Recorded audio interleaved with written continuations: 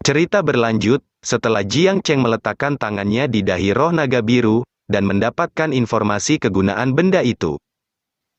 Dalam hatinya, sisa roh naga biru ini ternyata adalah mata formasi pertahanan besar dinasti Qianxing.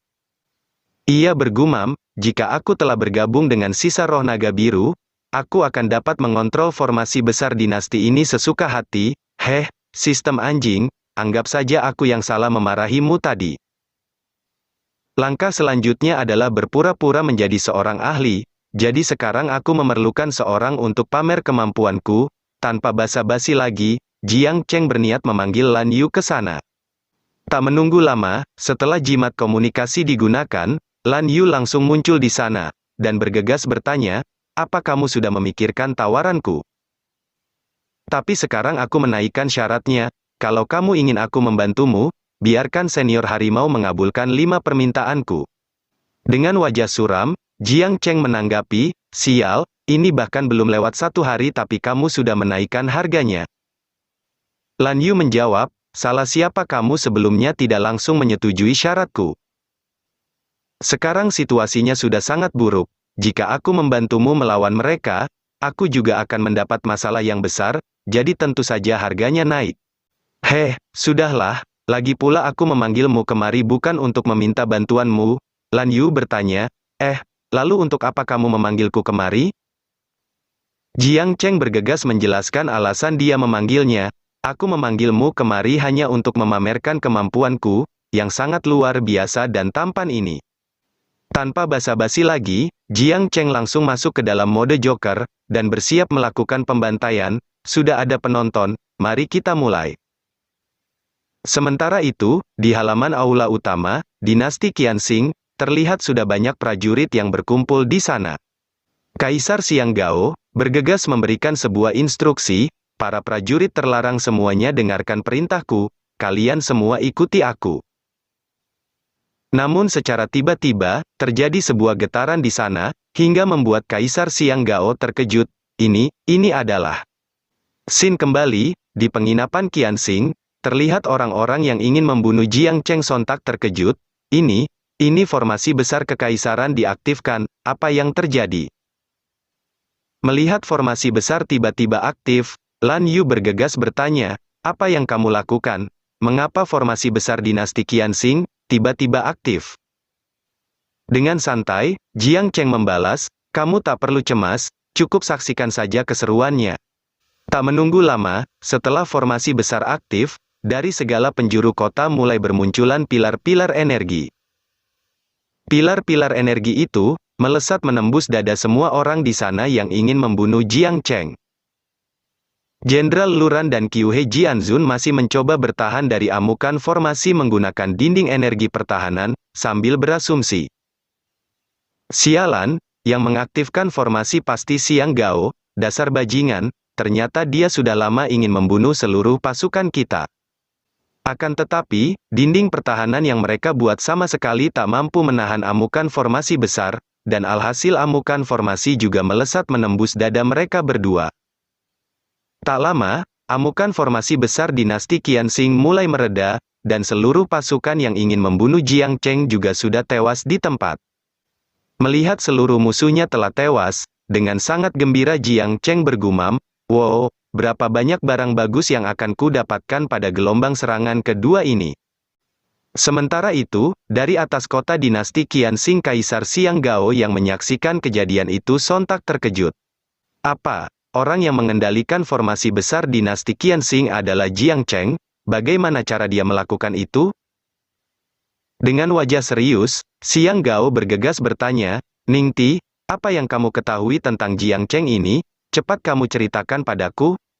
Namun, Ningti justru balik bertanya, Yang Mulia Kaisar, kamu bilang kedua putra suci akan datang kemari, kapan itu?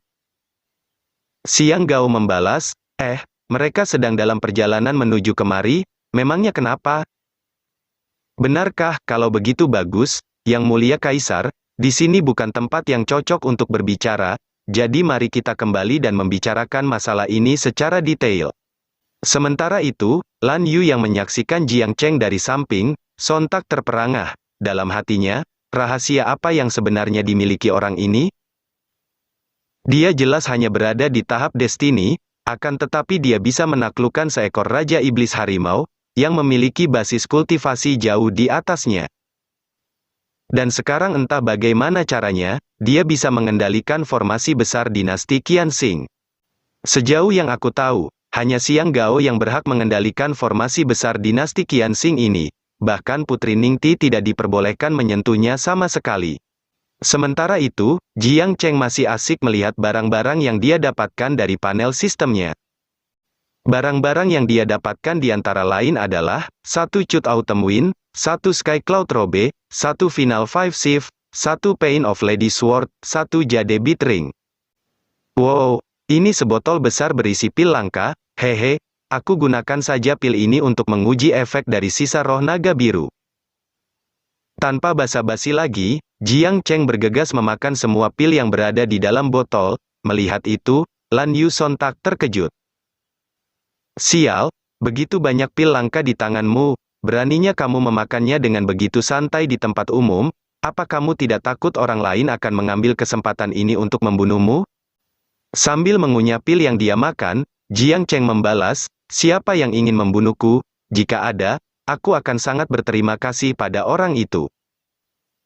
Melihat Jiang Cheng yang begitu sombong, sontak membuat Lan Yu geram, dalam hatinya, mendengar ocehan orang ini yang begitu sombong, aku benar-benar ingin menghajarnya sampai mati.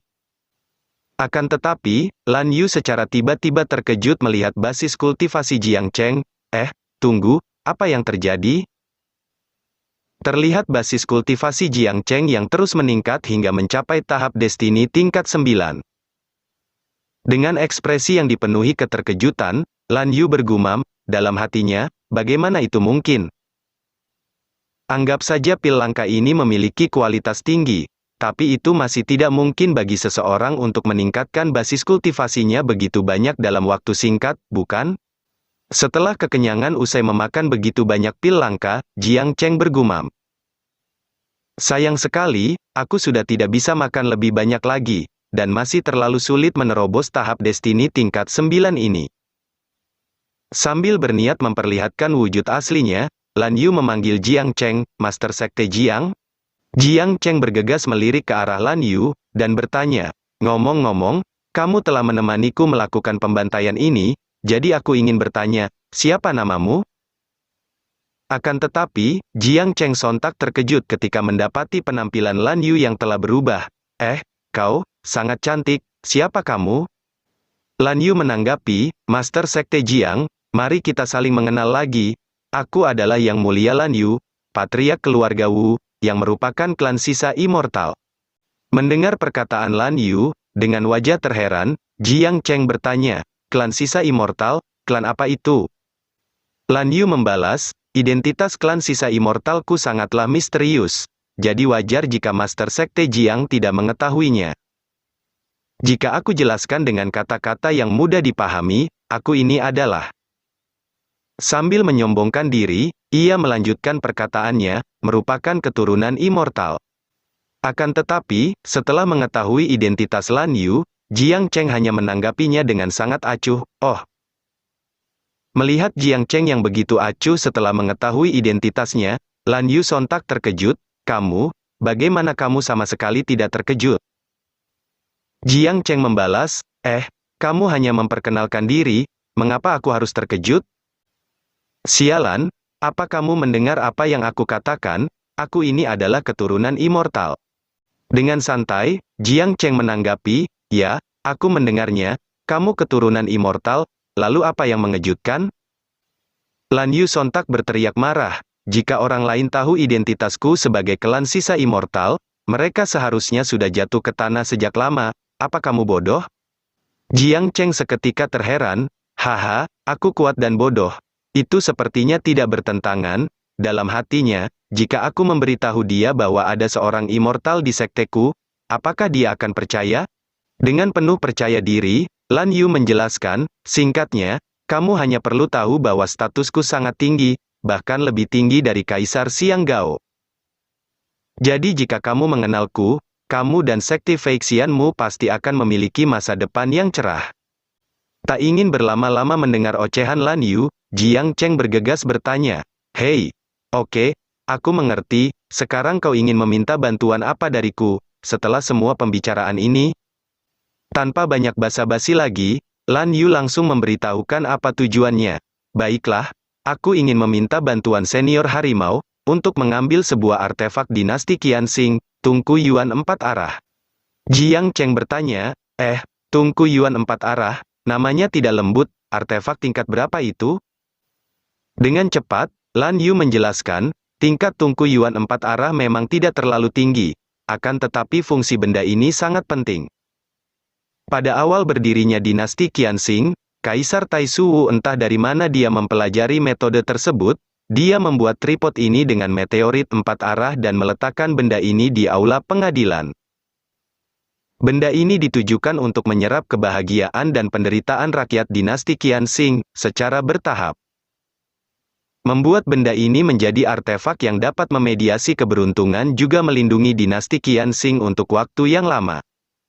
Setelah mendengar penjelasan panjang lebar itu, Jiang Cheng sama sekali tidak memahami satu patah kata pun. Sialan, berbicaralah kata-kata manusia. Lan Yu menanggapi, intinya benda itu hanya berguna untuk meningkatkan keberuntungan. Mendengar itu, Jiang Cheng membalas, hanya begitu saja fungsinya? Lan Yu bergegas memohon, meskipun tungku ini bukan apa-apa bagi orang lain, akan tetapi tungku itu sangat penting bagiku. Jadi tolong, Master Sekte Jiang, berjanjilah padaku untuk membiarkan senior harimau membantuku mengambil tungku itu. Sekarang formasi besar dinasti Qianxing berada dalam kendaliku, dengan kekuatanku, bukankah aku saja sudah bisa langsung mengambil tungku itu? Apa kamu masih perlu menyebut harimau bodoh itu? Dengan semangat, Lan Yu bergegas bertanya, apa kamu benar-benar bersedia membantuku? Jika aku membantumu, memangnya apa manfaatnya bagiku? Lan Yu menanggapi, baiklah, jika kamu bersedia membantuku, aku akan mengabulkan keinginanmu. Jiang Cheng bergegas mengajukan sebuah syarat padanya, kalau begitu, jadilah orangku, maka aku akan membantumu. Mendengar syarat yang diajukan Jiang Cheng, Lan Yu sontak terkejut, kamu, apa maksudmu? Jiang Cheng membalas, secara harfiah, kamu menjadi bawahanku. Dalam hatinya, Lan Yu ini sangat cantik dan kuat, jika dia menjadi bawahanku, aku tidak tahu berapa banyak poin yang akan ku dapatkan. Lan Yu sontak berteriak, dasar bajingan dan tak tahu malu, kamu benar-benar mengambil keuntungan dariku. Kalau kamu tidak setuju, maka lupakan saja. Dengan cepat, Lan Yu berpikir, orang ini cukup berbakat, dan bakatnya tidak kalah denganku, jadi sepertinya tidak akan rugi jika aku mengikutinya. Setelah memikirkan semua itu, ia bergegas menghentikan Jiang Cheng yang ingin berjalan pergi. Tunggu, aku setuju dengan syaratmu. Mendengar Lan Yu menyetujui syaratnya, Jiang Cheng bergegas berbalik, benarkah? Akan tetapi setelah menunggu sambil memegang dagu Lan Yu, sistem sama sekali tidak memberikan notifikasi kesetiaan. Sudahlah, jika kamu benar-benar tidak mau menyetujui syaratku, silakan pergilah. Lan Yu bergegas bertanya, kamu, apa maksudmu? Jiang Cheng menjawab, sistem tidak berbunyi. Itu tandanya kamu tidak benar-benar setuju, dasar wanita munafik. Dengan wajah memerah Lan Yu berteriak, kamu bajingan, kamu menginginkanku, kamu tunggu saja dibunuh oleh Xiang Gao. Tak berlama-lama lagi, setelah mengatakan itu, Lan Yu bergegas melesat pergi meninggalkan Jiang Cheng di sana. Melihat Lan Yu pergi dalam kondisi kesal, Jiang Cheng bergumam, gadis sampah, sudah ingin menipu, tapi kamu masih ingin berbohong. Akan tetapi tepat setelah kepergian Lan Yu, dari belakang seseorang memanggilnya, Master Sekte Jiang. Mendengar panggilan itu, Jiang Cheng bergegas berbalik. Master Jiang, penginapan Qianxing ini agak berantakan. Karena itu aku mengundangmu untuk tinggal di istana selama beberapa hari ini, sesuai dengan instruksi Kaisar. Jiang Cheng bergegas bertanya, apa Kaisar mengundangku ke istana? Yang Mulia secara khusus memberikan instruksi bahwa Master Jiang bukan seorang tamu biasa, jadi Yang Mulia memperbolehkan Master Sekte Jiang memasuki istana untuk beristirahat. Juga kuharap Master Jiang menghormati instruksi Kaisar. Dengan semangat, Jiang Cheng membalas, ada hal yang begitu bagus, untuk apa menolak, segera pimpin jalan. Beberapa saat kemudian, scene berpindah pada malam hari, di Istana Kekaisaran Dinasti Qianxing.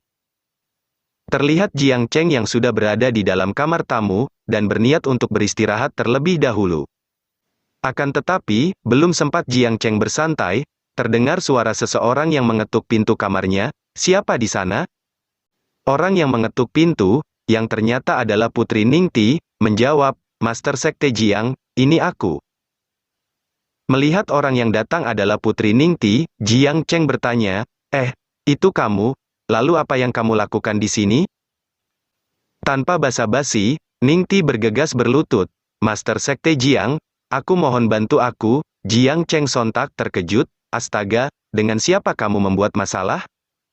Dengan cepat, Ningti memulai sandiwaranya, Master Jiang, kamu tidak tahu, meskipun aku adalah seorang putri dari dinasti Qianxing, tapi aku masih terus hidup dalam ketakutan selama bertahun-tahun. Pelayan pribadiku yang Master Jiang ambil jepit rambutnya, dia memiliki basis kultivasi yang sangat tinggi, bahkan jauh lebih tinggi daripada Kaisar. Dia menginginkan fondasi dinasti Qianxing, karena itu dia terus mengintaiku, dan juga ingin membunuhku juga Kaisar. Setelah mendengar penjelasan itu, Jiang Cheng membalas, bukankah dinastimu memiliki formasi besar, jadi bukankah orang itu akan selesai jika kamu membombardirnya? Sambil menangis, Ningti menjawab, penyihir itu telah mengutukku, dia bisa membunuhku selama dia menginginkannya, jadi aku takut bertindak gegabah. Dengan santai, Jiang Cheng bertanya, jadi apa kamu ingin menggunakan bantuanku untuk membunuh pelayanmu itu? Itu benar, besok Kaisar akan mengundangmu untuk menjadi seorang tamu istimewa pada perayaan persembahan korban ke surga. Pada saat itu, aku dan Kaisar akan menciptakan peluang yang bagus agar kamu bisa membunuhnya. Dan setelah Master Jiang berhasil membunuhnya. Dengan cepat, Ningti bergegas memeluk Jiang Cheng, dan melanjutkan perkataannya. Master Jiang, akan menjadi seorang menantu dinasti Qianxing, dengan status di bawah satu orang dan mendominasi di atas 10.000 bawahan. Mendengar itu, sambil menggoda Jiang Cheng membalas, di bawah satu orang, apa itu di bawah Kaisar, atau di bawahmu? Oh, Master Sekte Jiang, aku benci itu, jika berhasil membantuku bukan tidak mungkin untuk mencicipi tubuhku. Setelah mengatakan itu, tak menunggu lama, Ningti bergegas berlari pergi. Jiang Cheng menegurnya, tunggu, mengapa kamu tidak memberitahuku rencananya secara detail? Setelah Ningti pergi dari sana, Jiang Cheng bergumam, hehe, bajingan kecil ini benar-benar tahu cara berbisnis, kalau begini bagaimana aku bisa tidur malam ini? Sementara itu, Ningti yang dalam perjalanan pergi bergumam, dalam hatinya, masih menginginkan tubuhku, besok akan ada upacara persembahan korban ke surga. Hari itu adalah tanggal kematianmu. Scene berpindah keesokan harinya, terlihat acara dinasti Qianxing telah berlangsung. Juga ada banyak penari, yang menghibur orang-orang di sana termasuk Jiang Cheng. Dengan ramah, Kaisar Xiang Gao melontarkan sebuah pujian kepada Jiang Cheng. Aku telah mendengar bahwa Master Sekte Jiang adalah orang yang berbakat, dan hari ini aku melihatnya sendiri, Master Jiang benar-benar orang yang luar biasa. Sambil tertawa, Jiang Cheng membalas, haha, seperti yang diharapkan dari Kaisar Dinasti Qianxing, penglihatannya benar-benar sangat tajam. Dalam hatinya, tungku besar di belakang Kaisar tua itu, pastilah tungku Yuan 4 arah yang diinginkan Lan Yu. Sementara itu, Kaisar Xiang Gao terus melanjutkan ocehannya, haha, Master Sekte Jiang memiliki basis kultivasi yang dalam dan penampilan yang tampan, juga memiliki sikap seperti aku saat muda. Akan tetapi, secara tiba-tiba, salah seorang penari tergelincir saat mempersembahkan tarian. Melihat itu, Kaisar Xiang Gao sontak tersulut emosi. Salah seorang penari yang tergelincir, bergegas berlutut meminta maaf, pelayan ini salah, mohon maafkan pelayan. Xiang Gao sontak berteriak marah, sialan, kamu membuatku kehilangan muka di depan tamu terhormat. Pengawal cepat tarik keluar pelayan ini, dan penggal kepalanya. Namun dari samping, Ningti menghentikannya, tunggu, Kaisar, hari ini adalah hari perayaan mempersembahkan korban ke surga, tidak pantas untuk membunuh, jadi biarkan mereka pergi. Kaisar Xianggao menanggapi, baiklah, demi Ningti aku akan melepaskanmu kali ini, segera pergi dari sini. Tak lama, setelah penari diusir keluar, Ningti bergegas mengajukan dirinya untuk tampil. Pelayan-pelayan itu tidak pandai bernyanyi dan menari, tapi Ningti pandai dalam bernyanyi dan menari sejak masih kecil, juga semua pelayanku menguasai tarian pedang. Jadi bagaimana kalau Ningti dan para pelayanku, yang akan mempersembahkan sebuah tarian kepada Master Sekte Jiang? Lan Yu sontak terkejut, dan bergegas berbisik, apa yang kamu katakan, kamu jangan asal mengambil tindakan. Namun, Ningti sama sekali tak mempedulikan perkataan Lan Yu, dengan santai, ia bertanya, jadi bagaimana Master Jiang? Jiang Cheng membalas, silahkan, kebaikan Putri Ningti sulit ditolak, jadi mana mungkin, aku berani mengatakan tidak? Selang beberapa saat, terlihat kelompok Putri Ningti telah mempersembahkan tarian pedang, dengan Lan Yu yang berada di depan. Akan tetapi, Lan Yu secara tiba-tiba menyadari bahwa ada yang tidak beres di sana. Dalam hatinya, tunggu, posisiku berdiri kali ini, sepertinya sudah direncanakan. Tak berlama-lama lagi, Ningti bergegas mengirim transmisi suara pada Jiang Cheng, Master Jiang, manfaatkan kesempatan ini, dan cepat bunuh dia. Mendengar transmisi suara itu, Jiang Cheng sedikit bimbang, dalam hatinya, siapa yang harus kubantu kali ini, Ningti atau Lan Yu? Keduanya cantik, tapi Lan Yu sepertinya lebih jujur padaku. Karena kebingungan untuk memilih siapa yang akan dia bantu, Jiang Cheng memutuskan untuk menggunakan teknik wawasan miliknya, untuk melihat situasi di sekeliling istana. Dan benar saja, saat Jiang Cheng menggunakan teknik wawasan, ia mendapati beberapa orang berjubah, yang sudah bersiap menyergapnya. Dalam hatinya, sepertinya musik yang dipersembahkan membangkitkan semangat, tapi ini juga menyembunyikan niat membunuh, beberapa master telah mengintai, jelas mereka ingin menyergapku.